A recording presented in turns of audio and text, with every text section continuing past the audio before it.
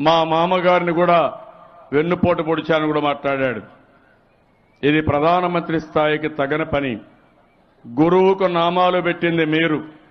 అద్వానిని ఏం చేశారు తమ్ముళ్ళు? అందరూ వాచ్ చేశారున్నారు. ఇక్కడ అవునా కాదా అని మిమ్మల్ని అడుగుతున్నా.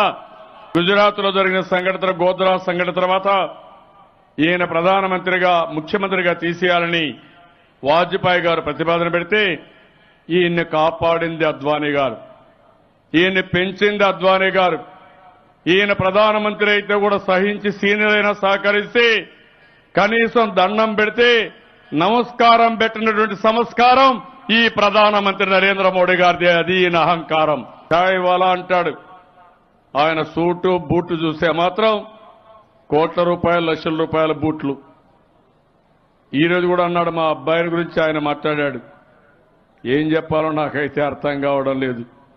నన్ను లోకేష్ తండ్రిగా అభివర్ణించాడు ఆయన.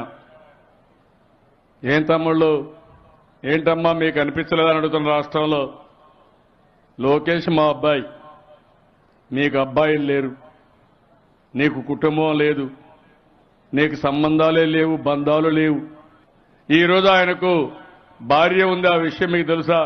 నేను అడుగుతున్నా, మీరు కనీసం ఈరోజు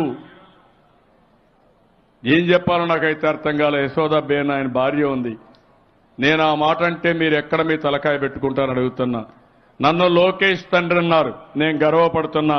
నేను అడుగుతున్నా, యశోదాబేన్ భర్త ఈ నరేంద్ర మోడీ. అవునా కాదా తమ్ముళ్ళు అని మిమ్మల్ని అడుగుతున్నా.